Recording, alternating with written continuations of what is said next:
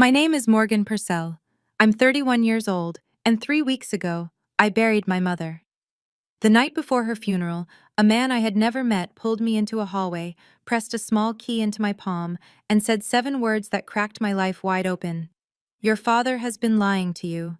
He told me there was a second will, one my father would destroy if he ever learned it existed. He told me that if my father found out I had that key, I was in danger. I did not sleep that night. By morning, I was standing inside a storage unit I never knew about, reading a letter from my dead mother that began, "If you're reading this, I didn't make it."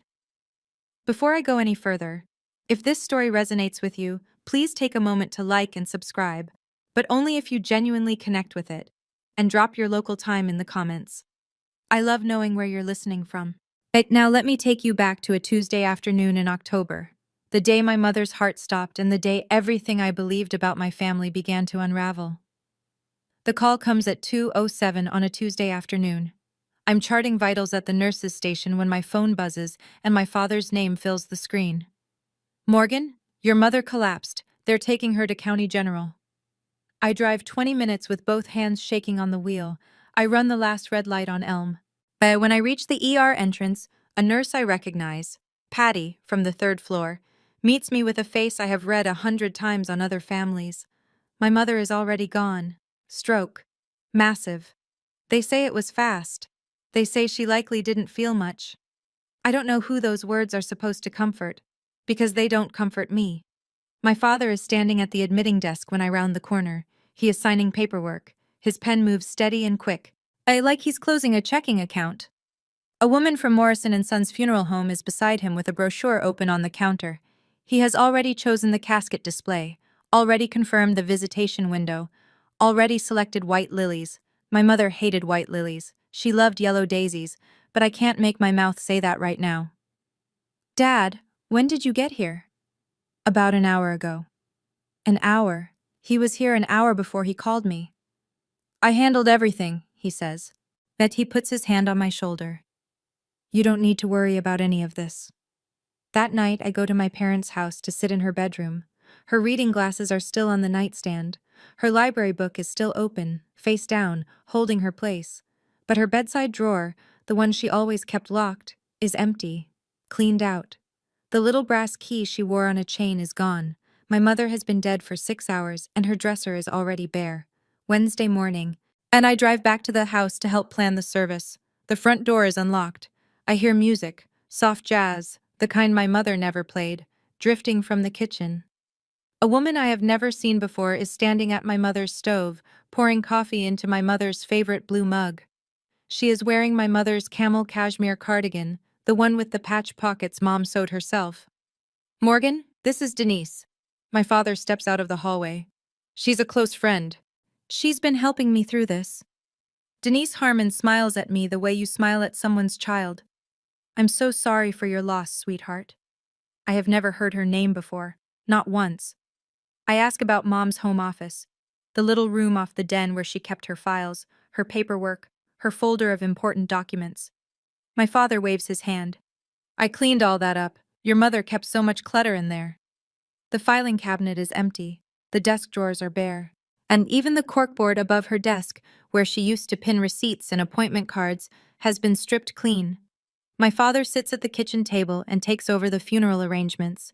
Music, speakers, guest list, flowers. When I ask if I can read the eulogy, he shakes his head. "I think it's better if I do it, Morgan. You'll get too emotional." Denise touches my arm. "Your dad knows best, sweetie." That's when I see it. On Denise's wrist, a thin silver bracelet engraved with the name Margaret. I gave my mother that bracelet for her birthday when I was 16. I saved 3 months of babysitting money. "Oh, this old thing?" Denise turns her wrist. "Your father said your mother wouldn't mind." I open my mouth, then I close it. Because if I react now, if I raise my voice or let my face twist, my father will use it. He will tell everyone I'm unstable. So I say quietly, "Actually, she would. That was a gift from me." Nobody answers. Thursday evening. Visitation at Morrison and Sons. The viewing room smells like carpet cleaner and refrigerated flowers. White lilies everywhere. My father stands at the entrance in a charcoal suit, greeting every person who walks through the door. Handshake, hug, red-rimmed eyes. He holds the hand of every woman who offers it a beat too long, and they all say the same thing, "Oh, Jerry, you poor man." I stand 3 feet to his left. But most people glance at me, nod politely, then turn back to him. A few pat my arm. One woman says, "You must be the daughter," as if I need an introduction at my own mother's viewing. I hear my father lean toward Ed Brennan, a family friend from the old neighborhood, and lower his voice just enough that I catch every word. Margaret had been struggling, mentally. The last few years were hard on all of us. Ed shakes his head. I had no idea. Jerry. She made some unusual financial decisions toward the end. I tried to help, but she wouldn't listen. My skin goes cold. He is standing 10 feet from her open casket, and he is rewriting her story for an audience. Uncle Ray, my father's younger brother, finds me by the guest book. He puts his heavy hand on my shoulder. "Your dad's been carrying this family on his back, Morgan. Try to be strong for him." I nod because I don't trust my mouth. Later, alone, I stand in front of my mother's casket. Her hands are folded. Her nails are painted the soft pink she always wore. Her face looks calm, arranged, like someone else's idea of her. I lean close enough that no one behind me can hear. "What were you trying to tell me, Mom?" The lilies don't answer, but something in the hallway is about to. The parking lot is almost empty when I push through the side door of the funeral home. The air is sharp and October cold, and I just need 1 minute where nobody touches my shoulder and calls me sweetheart. A man is leaning against the brick wall near the dumpsters. Silver hair, tweed coat. He looks like a retired professor waiting for a bus that stopped running years ago. "Miss Purcell?" I stop. "Do I know you?" "No, but I knew your mother." He steps forward. His hands are steady, but his eyes are not. "My name is Harold Briggs. I was your mother's attorney." I need 5 minutes. Attorney. My mother didn't have an attorney. My father handled everything. Every contract, every policy, every account. He always said Mom didn't understand that stuff. Harold walks me to the far end of the lot, away from the building, away from the windows. "Your father has been lying to you your entire life." His voice is quiet and even, the way someone talks when they have rehearsed a sentence for months. "There is a second will, one he doesn't want found. And if he discovers that you know about it, you are in danger." He reaches into his coat pocket and presses a small key into my hand, a brass key with a plastic tag. A number is written on the tag in my mother's handwriting. "Your mother prepared for this, Morgan. She didn't trust that she would be alive to tell you herself." "Why should I believe you?" Harold opens a worn leather folder and removes a single photograph. My mother, seated at a desk, signing a document, smiling faintly. On her wrist, the silver bracelet with her name. "I made a promise to Margaret," he says. "I intend to keep it." He turns to leave, then stops. "Check the unit tonight. Your father filed his version of the will this morning." 9 p.m. The storage facility sits behind a Dairy Queen on Route 11, the kind of place where people keep lawnmowers and Christmas decorations. Fluorescent lights buzz over numbered roll-up doors. My hands are shaking so badly it takes me 3 tries to fit the key. The door rattles up. Inside, 3 cardboard boxes on a metal shelf. My mother's handwriting is on every label. Box 1. 12 leather-bound journals, numbered 1 through 12, spines cracked from use. Box 2. Manila folders, thick with paperwork. Bank statements, insurance documents, photocopies of the deed to the house. Box 3 holds a single large envelope, written across the front in blue ink. "For Morgan, open first." I sit on the cold concrete floor and tear the seal, 4 pages. But my mother's handwriting, small, precise, unwavering. The first line, "My dearest girl, if you're reading this, it means I didn't make it. Your father is not who you think he is." The letter is organized the way Mom organized everything. Numbered points, dates, references to documents in the second box. She writes that my father took control of every bank account within the first 3 years of their marriage. That he moved $180,000 she inherited from my grandmother into a joint account, and then transferred it piece by piece to an account in his name alone. that he changed the beneficiary on her life insurance policy from me to himself 4 years ago, without her signature. And she writes, "He told me if I ever said a word, he would make sure you believed I was crazy.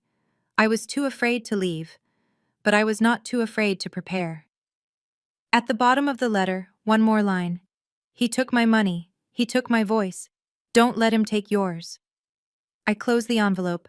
I open box 2. And I start counting. The documents tell a story my father never wanted told. He filed his version of my mother's will with the county probate court at 9:14 this morning, 12 hours after her viewing, before the flowers on her casket had wilted. In his version, everything goes to him. The house, the joint savings, the life insurance. I receive a trust of $25,000, administered by Gerald Purcell. But in the second box, paper clipped to a sheet of my mother's notes, is another will. And dated 6 months after his, notarized by an independent notary public. 2 witnesses, clear language. The house goes to me, the savings go to me. And a separate life insurance policy I never knew existed, $200,000, with me as sole beneficiary, is referenced by policy number. My mother also left a handwritten note clipped to the will. Under state law, the later dated valid will supersedes all prior versions, Harold will explain. I understand now. If I do nothing, if I stay quiet, stay the good daughter, let my father handle everything. The court will accept his filing. The house, the accounts, everything my mother built, and everything that was stolen from her, lands in his hands legally.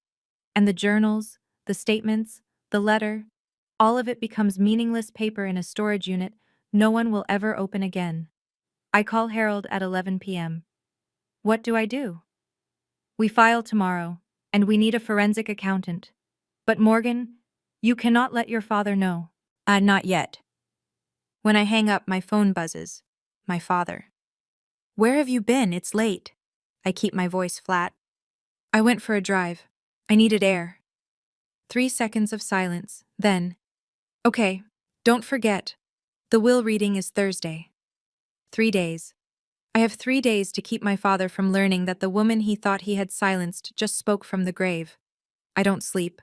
As I carry the boxes to my apartment and sit cross-legged on the living room floor under a single lamp and open journal number 1. My mother started writing when I was 6 years old. The first entry is dated March 14th. She describes my father asking her to transfer Grandma's inheritance, $180,000, into their joint account. For the family, he said, so I can manage it properly. Within 4 months, she notes, the balance dropped by half. She asked where the money went, and he told her she wouldn't understand. Journal 2. I'm 8. She writes about my birthday party, the one I remember being canceled because Mom was sick, except she wasn't sick. Gerald called the venue and canceled it this morning.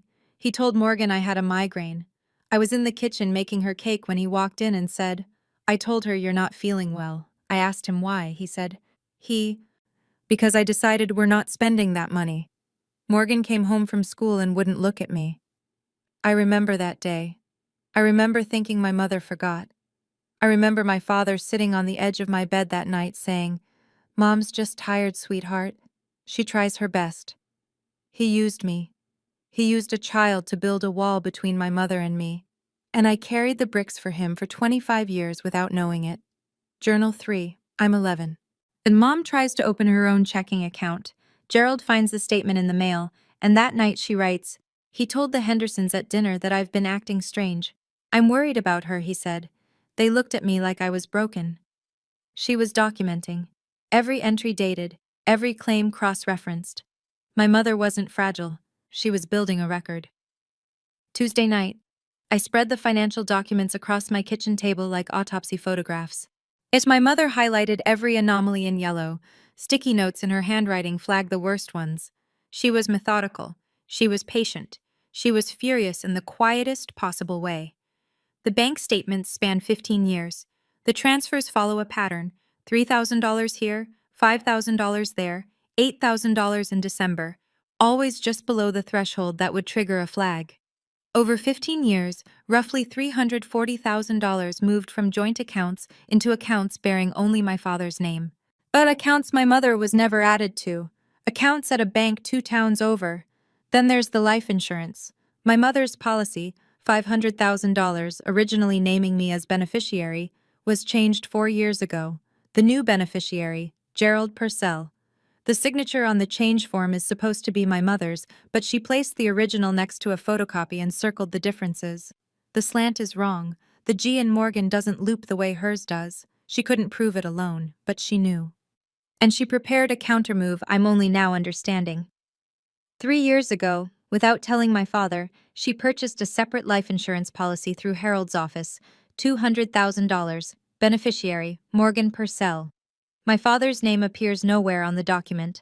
I also find, stapled to the back of a bank statement, a handwritten list titled Forged. 2 entries. 2 documents where someone signed Margaret Purcell's name, and it wasn't Margaret Purcell. And I sit back in the chair and press my palms against my eyes. $340,000. 25 years. That's the price he put on my mother's silence. And the forgery. That isn't just financial abuse anymore. That's a crime with a name. Wednesday morning. One day before the reading. I drive to my parents' house because that is what a good daughter does. And right now I need my father to believe I am exactly the daughter he raised me to be. And he's at the kitchen table reading the newspaper, relaxed, coffee steaming, like a man whose largest concern is the weather. Morning, sweetheart. Want some eggs? Sure, Dad. He cracks 2 eggs into the pan. I met with the attorney yesterday. Everything is straightforward. Don't worry about the finances. I'll take care of you. Did Mom ever talk to you about her wishes? He doesn't turn around. Your mother didn't have a head for those things. I hear the front door open. That Denise walks in carrying a grocery bag. She is wearing a ring I recognize. My mother's garnet ring, the one Mom wore on her right hand every Sunday for as long as I can remember. Jerry said I should hold on to some of Margaret's things. Denise sets the bag on the counter. For safekeeping. I smile. I nod. I eat the eggs. In the car, I call Harold. We file the second will tomorrow morning, first thing. Already in motion. I've contacted Vivian Cole, forensic accountant, and the report will be ready by Thursday. Good. I hang up and sit in the driveway for a moment. Through the kitchen window, I can see my father laughing at something Denise said. He looks comfortable. He looks certain. When I pull out, he is standing at the window watching my car. His face is not grieving. It is calculating. That was the last lie I ever told him. Sure, Dad. Spoken over a plate of eggs in my dead mother's kitchen while her ring sat on another woman's finger. As sitting in that car outside my mother's house, I genuinely asked myself, am I overreacting? Is this just a clumsy, grief-stricken man who doesn't know how to handle a funeral? Or is this really the person who stole my mother's entire life while she was still living it? If you found that letter, those journals, those bank statements, would you trust them immediately? Or would you doubt yourself the way I did sitting in that driveway watching him laugh through the window? Tell me in the comments. I really want to know. Wednesday morning, 8:45. Harold Briggs meets me at the county courthouse before the clerk's window is even open. He's carrying a leather briefcase older than I am and wearing the same tweed coat. He looks like he hasn't slept much either, but his hands are steady and his voice is clear. We file now, he says, before your father's attorney can push the first will through processing. I watch the clerk stamp the document. As I watch her log this case number. The second will, my mother's real will, dated 6 months after the one my father filed, is now part of the official record. Harold explains in the hallway, keeping his voice low. Under state probate law, when 2 valid wills exist, the later dated instrument controls. Your father's will was drafted 5 years ago. Your mother's was executed 2.5 years ago, notarized by an independent notary public, and witnessed by 2 individuals who are alive and willing to testify. What if he says she was mentally unfit? Harold pauses. He expected this question. That's exactly what he'll try. It's why he's been telling everyone she was struggling and confused. He's been building that narrative for years, Morgan. But your mother anticipated it. He taps the briefcase. 12 journals, detailed, dated, cross-referenced to financial records. A forensic accountant's report confirming the transactions. 2 witnesses who sat in the room when she signed, who will testify she was lucid, determined, and fully aware of what she was doing. He looks at me over his glasses. Your mother didn't just make a will, she built a fortress around it. I nod. My throat is tight, but my voice is not. What about tomorrow? The reading? Tomorrow, we let your father go first. We let him finish, then I walk in. Wednesday afternoon. As I sit in Harold's small office above the hardware store on Main Street, the kind of office with a window air conditioner and a framed law degree from 1983, and listen to Vivian Cole's voice through the speakerphone. Vivian is a forensic accountant Harold has worked with before. She's been reviewing the documents since yesterday morning, and she sounds like a woman who has seen this pattern 100 times and is still angry about it. Approximately $340,000 transferred from joint accounts to accounts solely in Gerald Purcell's name over a 15-year period. Multiple transfers structured below reporting thresholds. Beneficiary changes on the primary life insurance policy executed without verified co-signer consent. 2 signatures on banking documents that do not match Margaret Purcell's authenticated samples. She pauses. This is textbook elder financial abuse. If the district attorney's office wants to examine this, there is more than sufficient documentation. Harold mutes the phone and looks at me. We'll have the written summary printed and ready for tomorrow. I'm making 3 copies. One for you, one for me, one for Vivian's records. What happens at the reading? Your father's attorney will present his will. He'll read it aloud. People will nod. Then I'll enter the room and present ours. And the forensic report? I'll have a printed summary available if his attorney questions the validity. But Morgan, the will speaks for itself. The report is the hammer behind it. I help Harold organize the copies, bank statements in chronological order, insurance documents tabbed, the 2 pages with forged signatures flagged with red sticky notes. Your mother didn't just protect you, Harold says quietly, straightening a stack. She built a case. All we had to do was present it. The paper trail doesn't lie. Tomorrow neither will I. Wednesday evening. My father hosts what he calls a family dinner at the house. The house that still smells like my mother's lavender sachets in the closets, though I doubt they'll last long. He's invited everyone. Aunts, cousins, neighbors, old co-workers from the bank. Denise is in the kitchen wearing my mother's apron, stirring a pot of chili with my mother's wooden spoon. And something about the image is so precise in its wrongness that I have to look away. Gerald stands at the head of the table and raises his glass. Margaret would have wanted us together. Tomorrow we make things official, and then we move forward as a family. Uncle Ray leans back in his chair, arms crossed, satisfied. Hear, hear. I eat. I smile when spoken to. I compliment the chili. I am performing the role of grieving daughter so convincingly that it scares me a little. Denise pulls a neighbor aside near the buffet to show off a pendant necklace. As I recognize it immediately, my mother's small gold locket, the one with baby photos of me inside. Jerry gave it to me. Isn't it beautiful? I watch the neighbor's face tighten for half a second before she nods. After dinner, my father catches me at the door. You okay, kiddo? I'm fine, Dad. See you tomorrow. In the car, I sit in the dark and think about my mother sitting at the same table for 28 years, smiling the way I just smiled, performing the way I just performed. Except she did it every single day. Tomorrow, I keep my promise. As I pull away, I see my father through the window, standing at my mother's desk, going through her wallet. He takes out her last bank card. He doesn't know that account was frozen this morning. In 12 hours, every person at that dinner table will know who Gerald Purcell really is. Thursday morning, 10 o'clock, Morrison and Sons Funeral Home, Conference Room B. But my father has arranged 30 chairs in neat rows facing a small podium. 30 chairs, for a will reading. Normally this is a private affair. Immediate family, maybe a close friend. But Gerald Purcell has turned this into a public event. I scan the room as people file in. Aunts and uncles, cousins I see twice a year, neighbors from Maple Drive, Ed Brennan from the old neighborhood, Bob Hensley, my father's golf partner of 20 years, 2 women from my mother's garden club, a man I recognized from the bank where my father worked before retirement. 30 witnesses. My father wants an audience. He stands near the front in a pressed navy suit, shaking hands, accepting condolences with practiced humility. Denise sits in the front row, legs crossed, in a new black dress, not my mother's clothes today at least. Uncle Ray takes the seat beside Denise, arms folded, jaw set, the enforcer. At the podium, a man I haven't met arranges papers inside a leather folder. Terence Holt, my father's attorney. Mid-50s, Good suit, the kind of confidence that comes from never being questioned in a room like this. I sit in the third row, quiet, hands in my lap. I look exactly like what my father expects me to be. The emotional daughter who will nod along and sign whatever is placed in front of her.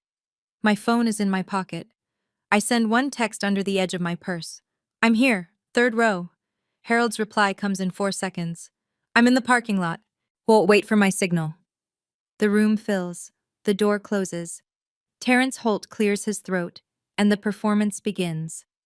Terrence Holt reads with the smooth authority of a man who has done this 100 times. He holds the document at chest height and speaks in measured paragraphs, as if he's narrating something noble.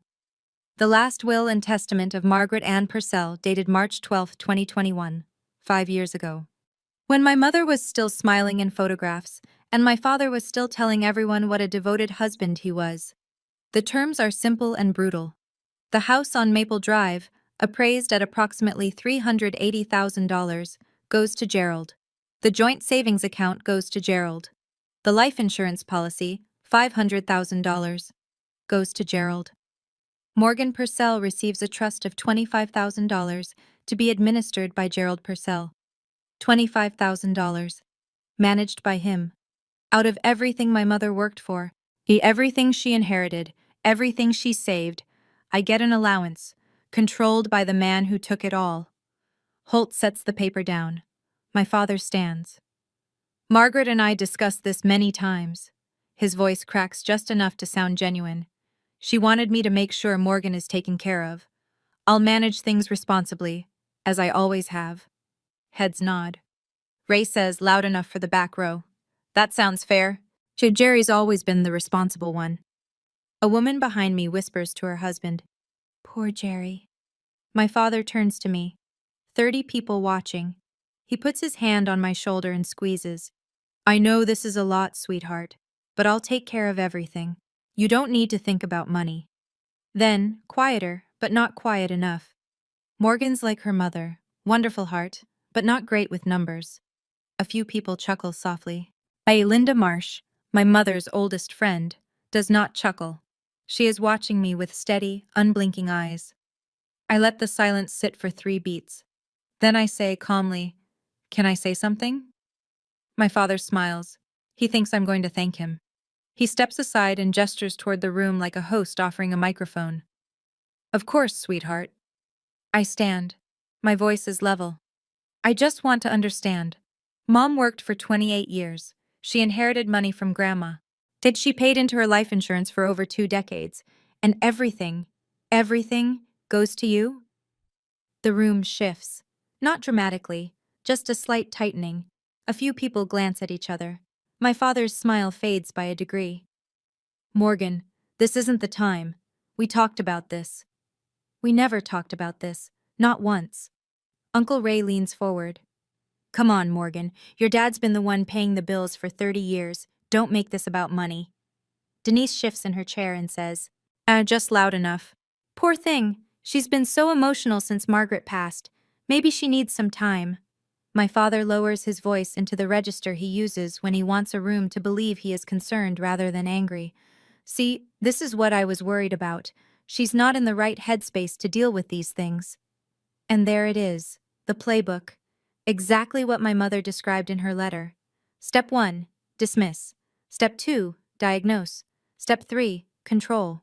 If 30 people are looking at me now, some with sympathy, some with discomfort, a few with the expression people wear when they think they're watching a fragile woman unravel, Uncle Ray mutters, Girls and money don't mix. Your daddy knows what's best. I look down at my phone. One new message from Harold. I'm at the door. My father turns to Terrence Holt. I think we're done here. Holt nods and begins gathering the papers. The room exhales. People start reaching for their coats, their purses. It's over. Gerald Purcell has staged his performance, and the audience is ready to go home believing exactly what he wanted them to believe. Gerald takes Denise's hand and faces the room. I appreciate everyone coming. Margaret would be touched. Ray stands and claps once. Let's give Jerry some peace. The man just lost his wife. This is the moment. I rise from the third row. My hands are trembling slightly, but my voice is not. Actually, we're not done. Every head turns. Gerald's jaw tightens. Morgan, sit down. I'd like to introduce someone. The door to conference room B opens. Harold Briggs steps through with his worn leather briefcase in one hand. He is wearing the same tweed coat. He looks like a man who has been waiting 3 years to walk through this exact door. My father sees him, and I watch something I have never seen before on Gerald Purcell's face. Fear. Not surprise, not confusion. Fear. The specific, electric fear of a man who recognizes the one loose end he failed to tie. Because he knows Harold. Not well, but he knows the name. My mother mentioned him once during an argument 2 years ago, and my father dismissed it, told her she was making things up. He thought she was bluffing. She wasn't. Harold sets his briefcase on the podium and addresses the room. Good morning, everyone. My name is Harold Briggs, and I was Margaret Purcell's attorney for the last 3 years of her life. I'm here because Margaret asked me to be. I look at my father. Sit down, Dad. It's your turn to listen. Harold opens the briefcase with the care of a man handling evidence, which is exactly what this is. Margaret Purcell retained me in September 3 years ago. She came to my office alone. She was not confused. She was not impaired. She was afraid, not for herself, but for her daughter. He removes a document and holds it so the front row can see the notary seal. This is the last will and testament of Margaret Ann Purcell, executed 2.5 years ago. It was notarized by an independent notary public and witnessed by 2 individuals who are present in this room today. I hear Denise inhale sharply. Uncle Ray's arms uncross for the first time all morning. Harold reads the terms. The house on Maple Drive, to Morgan Purcell. The savings accounts, to Morgan Purcell.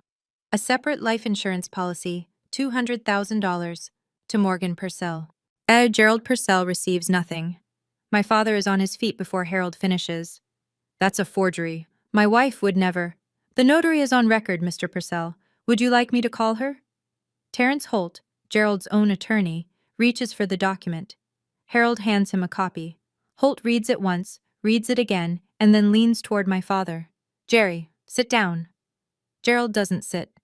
From the second row, Linda Marsh, my mother's best friend, 61 years old, silver-haired, quiet until now, stands. I was a witness, she says. Her voice doesn't waver. I watched Margaret sign that will. She was clear-headed and she was determined, and she told me, if anything happens to me, make sure Morgan knows. Harold addresses the room one more time. Under state probate law, the later dated valid will supersedes all prior versions. This will was filed with the county courthouse yesterday morning. The room is silent. 30 people. Not one sound. The silence fractures when my father slams his palm on the arm of his chair. This is ridiculous. Margaret was confused. She didn't know what she was. I'd like to read something. I stand. I am holding my mother's letter. The paper is slightly creased from where I pressed it to my chest 2 nights ago on the floor of a storage unit. Not all of it, just enough. I read 3 sentences, my mother's words, in my voice, in a room full of people who thought they knew our family. He took control of every dollar I earned. He made me ask permission to buy groceries, and when I tried to tell someone, he told them I was losing my mind. Doris Reed, the woman who has lived next door to my parents for 40 years, who brought casseroles every Christmas, who waved to my mother across the fence every morning, puts her hand over her mouth. Ed Brennan stares at the floor. 2 women from the garden club turn to each other with wide eyes. She was sick, my father says.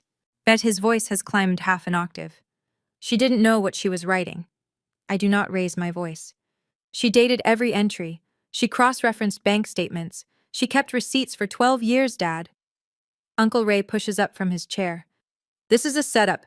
You're trying to steal from your own father. Sit down, Ray. Linda Marsh, voice like a door closing. For once in your life, sit down and listen. Ray sits. The room is rearranging itself. Yet I can feel it. The way 30 people quietly revise a story they believed for decades. The concerned husband, the unstable wife, the emotional daughter. My mother spent 25 years being told she was crazy. My voice is steady. She wasn't crazy. She was documenting. Harold places his phone on the podium and presses the speaker button. This is Vivian Cole, certified forensic accountant.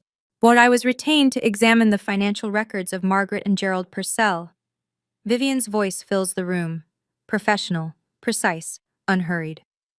The voice of someone who testifies in courtrooms and doesn't flinch. My analysis covers a 15-year period. Approximately $340,000 was transferred from joint accounts into accounts held solely by Gerald Purcell.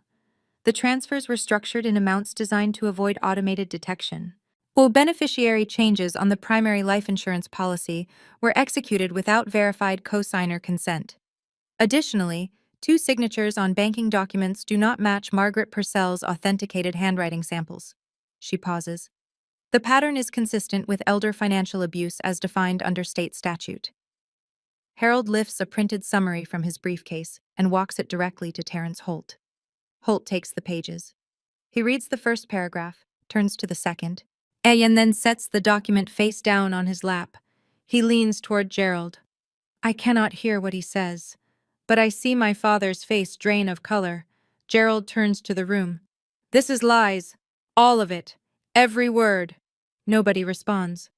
Bob Hensley, my father's golf partner of 20 years, stands up slowly, picks up his jacket from the back of his chair, and walks out of the room without a word. Denise, who has been sitting rigid in the front row, pulls her hand away from my father's arm. She moves it to her own lap. It's a small gesture, but everyone in the front 2 rows sees it. My father is standing in the center of a room full of people he has known for decades, and for the first time, not a single one of them is looking at him with sympathy. You're all being manipulated, he says, by a dead woman. No one moves. My father turns to me. His eyes are wet and his voice is shaking, but it's not grief. It's the sound of a man watching the walls come down. After everything I've done for you, I raised you, I fed you, I gave you a home. You can speak to my attorney, Dad. You're making a mistake, Morgan. You'll regret this. Mom made a decision. I'm honoring it. Harold steps forward and addresses the room one final time. The second will has been filed with the county court and is now part of the official probate record. Additionally, the financial evidence documented by Mrs. Purcell and confirmed by forensic analysis will be forwarded to the county district attorney's office for review, District Attorney. The 2 words land in the room like a dropped glass. Doris Reed turns to her husband. 2 cousins in the back row stand and move toward the door. Uncle Ray hasn't said a word in 5 minutes. Gerald looks around the room. He turns a full circle, searching for an ally. Someone who will tell him this is wrong, someone who will take his side. His eyes pass over Ed Brennan, who looks away. Over the women from the garden club, who stare at their laps. Over Denise, who is now standing in the far corner of the room, arms wrapped around herself. Over Ray, who sits with his jaw clenched and his eyes on the carpet. Nobody meets his gaze. I collect my purse from the 3rd row. I'm not doing this to hurt anyone. My mother asked me to protect what she built. That's what I'm doing. I walk toward the door. As I pass my father, yet he grabs my arm. His grip is tight. I look him directly in the eyes and pull my arm free. Don't touch me. I say it clearly. I say it once. I walk out into the October sunlight. Behind me, I hear his voice, high, cracking, desperate. She's lying. She's lying. But no one follows him out. 24 hours later, the calls begin. Terence Holt phones Harold's office at 9 a.m. Friday morning. I sit across from Harold and listen on speaker. I've reviewed the documentation you provided.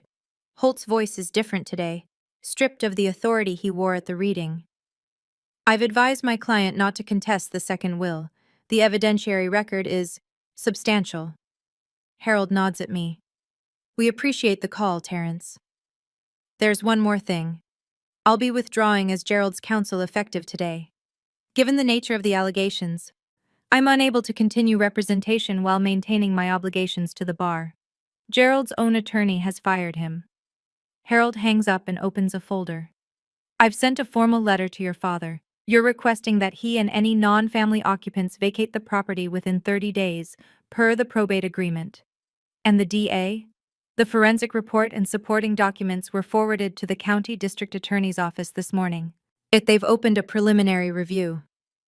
That afternoon, my phone shows 6 missed calls from my father. I don't answer. But I listen to the voicemails later, in order. The first one is rage. You think you can steal from me? After everything? The second is bargaining. Let's talk about this. We can work something out. The third is a threat. I'll fight this. I'll fight you in court. The fourth is weeping. No words. Just the sound of a 63-year-old man crying into a phone. And even through everything, through the forgery and the theft and the gaslighting and the 25 years of lies, I feel something twist in my chest. Not forgiveness.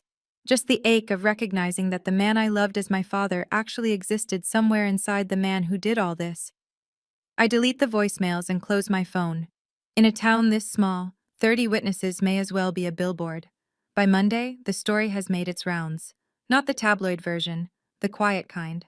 Whispered over coffee at Barton's diner, mentioned between sets at the Rotary luncheon, discussed in lowered voices at the post office. Linda Marsh calls me on Tuesday.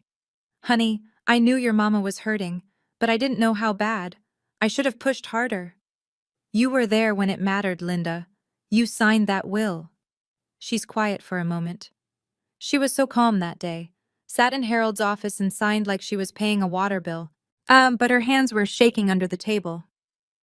Bob Hensley calls Gerald to cancel their standing Wednesday golf game. He doesn't give a reason, just says, I need some space, Jerry. Gerald knows what that means. Gerald goes to the Rotary Club that Thursday. People are polite, no one is rude. But no one saves him a seat, and when he sits at a table with 3 men he's known for 20 years, the conversation dies until he excuses himself. The small humiliations of a small town. No one confronts him. No one has to. Denise moves her things out of the house on Wednesday. She leaves quietly. No scene, no argument. On the kitchen table, she places every piece of my mother's jewelry she had taken. The locket, the garnet ring, the silver bracelet engraved with Margaret. She doesn't leave a note. I don't think Denise left because she realized my father was wrong. I think she left because the money was gone. That's an uglier truth, but it's the real one.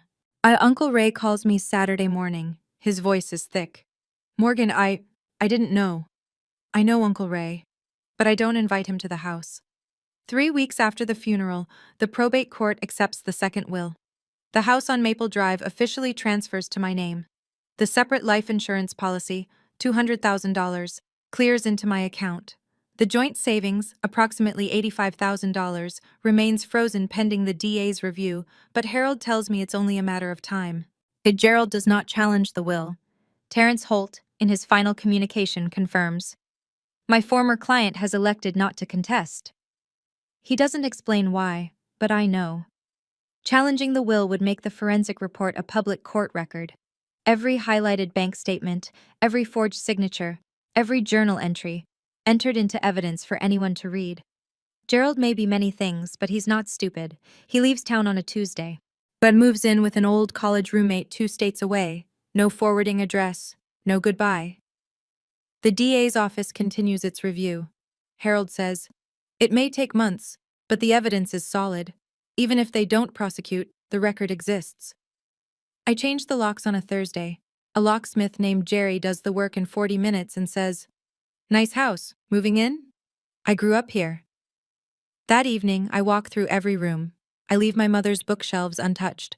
Then I water the spider plant she kept by the kitchen window. It's still alive, which seems like a small miracle. I return the silver bracelet to her jewelry box in the bedroom, resting it on the velvet lining where it belongs. I open the dresser, the one my father emptied 6 hours after she died. The drawers are bare, but as I pull the last one out to wipe it clean, something catches between the wood and the bottom panel. A small photograph. Me, 5 years old, sitting on my mother's lap. Both of us laughing. He cleaned out her dresser in 6 hours, but he missed the one thing that mattered. Let me be clear about what Gerald Purcell lost, because I think the numbers matter. The house, $380,000. Gone. It was my mother's before it was theirs, purchased with her inheritance from my grandmother, and now it's mine.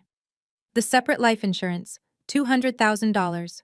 The policy my mother took out in secret, through Harold, with me as the sole beneficiary. Gerald never knew it existed. And the joint savings, $85,000, frozen by court order, pending investigation. His attorney, withdrew. His golf partner stopped calling. His Rotary friends politely suggested he take a break from meetings. Denise, gone. She didn't leave because she had a moral reckoning. She left because the money left first. The $340,000 he siphoned over 25 years? Spent. My mother's journals document what she could track. A car he bought Denise, $42,000. Roughly the same amount my mother secretly saved for me. Sports gambling, trips she was never invited on, gifts for a woman who wore my mother's jewelry before the casket was closed. The DA's preliminary review remains open. Harold says charges are not guaranteed. Many elder financial abuse cases don't result in prosecution. But the file exists, the evidence exists, and if Gerald Purcell ever tries to rewrite this story, there are 12 handwritten journals and a forensic report that say otherwise. He sent me a letter last week, 4 pages, handwritten, which tells me he's been sitting somewhere with nothing but time. He doesn't apologize. He writes that he was misunderstood, and that your mother always exaggerated things. I read it once. I fold it carefully. I place it in the box with the rest of the evidence. I don't feel victorious. I don't feel triumphant. I feel finished. And for the first time in my life, that's enough. It takes me 2 weeks to finish the journals. The first 9 are painful. A catalog of small thefts and large silences. A woman watching her life be dismantled one forged signature at a time. But the last 3 journals are different. In the final years, my mother stops writing about Gerald. She writes about me. About the afternoons I come home to visit and we sit on the porch and drink iced tea. And about the tomatoes she grows in the backyard and saves for me because she knows I love them on sandwiches. About a book she read that made her think of me. She transcribes a passage and writes beside it, "Morgan would like this." Between journal entries, I find letters she wrote but never sent. "I'm sorry I didn't leave sooner. I was afraid he'd take you from me. By the time you were old enough to understand, I was too deep. Forgive me for that, if you can." And this. In an entry from 18 months before she died. "I opened a 529 education fund in Morgan's name 10 years ago. It's in the storage unit. Use it if you ever want to go back to school, baby." I check the documents. She was right. A 529 account, funded in quiet increments, $50 here, $100 there, skimmed from the grocery budget my father gave her every month. Balance. Approximately $18,000. Gerald never noticed because he never looked at what she spent. He only looked at what she earned. $18,000. Built $50 at a time over a decade, from a woman who had to ask permission to buy groceries. I sit on her bed holding the last journal and I cry for the first time since she died. Not because I'm sad, because I finally understand the size of her love, measured not in what she said, but in what she hid for me. "I can't give her the world," she wrote, "but I can make sure he doesn't take it from her." I send my father one email. It is 6 sentences long. I won't be in contact for the foreseeable future. If you need to communicate regarding legal or financial matters, please direct all correspondence through Harold Briggs.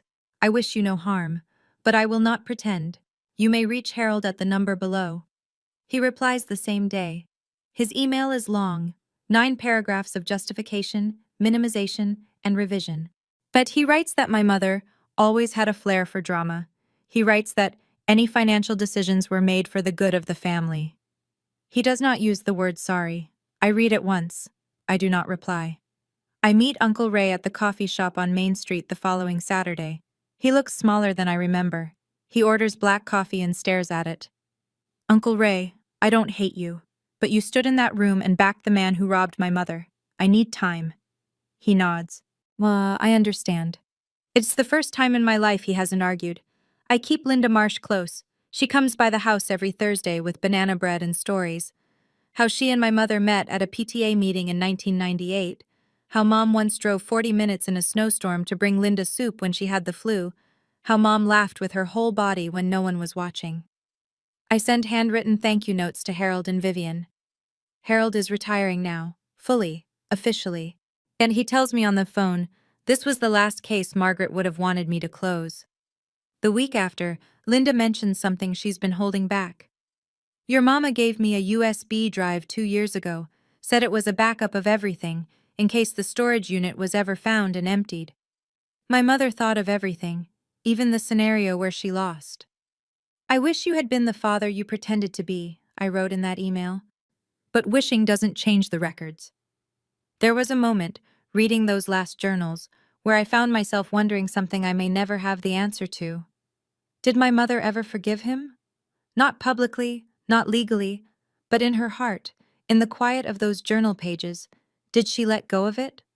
Or did she carry that weight until the very end? I'll never know. But I want to ask you, if you discovered that the person you trusted most in this world had been lying to you your entire life, could you forgive them? Not should you. Could you? Tell me in the comments. I've been thinking about this for weeks. 2 months after the funeral, I move into the house on Maple Drive. The first thing I do is paint the living room. My mother always wanted it a pale blue, the color of a winter sky just before it clears. My father said it was too feminine and kept it beige for 28 years. It takes me a Saturday afternoon and 2 coats. And when the light comes through the front windows the next morning, the room looks like a place my mother would have loved. I plant the garden, lavender along the fence, because she talked about it every spring and never did it. Tomatoes in the raised bed she built herself. Daisies, yellow, not white, beside the mailbox. Linda brings over a climbing rose she found at the nursery on Route 9. Your mama wanted one of these for years. We plant it together, kneeling in the dirt. And Linda tells me about the time my mother entered a tomato in the county fair and came in second and pretended she wasn't furious. I used the 529 fund to enroll in an online MSN program, Master of Science in Nursing. It's something I've wanted for years.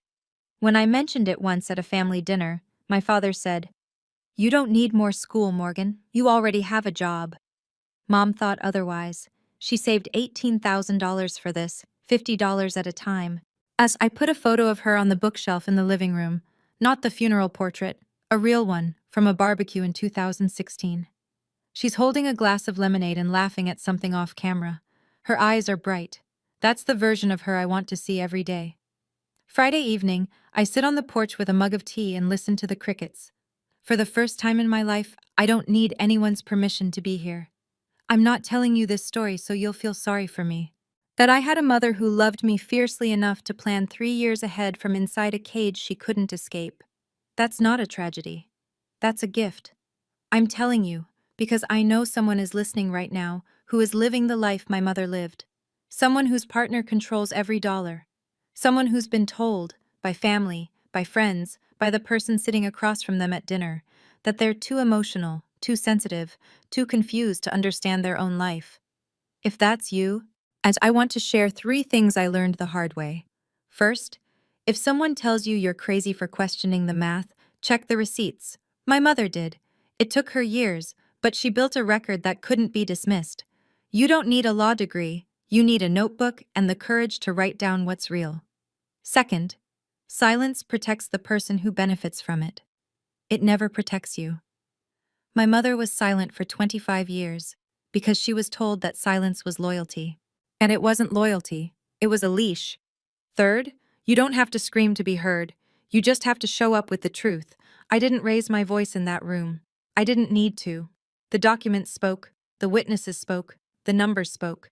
Truth is quiet, and it is patient, and it outlasts every lie ever told about you. I don't hate my father. I am disappointed in him in a way that I think will last the rest of my life. But I chose not to carry that with me.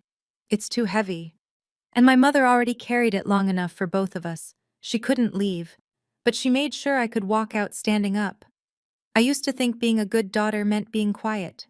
Now I know being a good daughter means finishing what my mother started. Here's where things stand today. Gerald Purcell is living in another state with a college friend.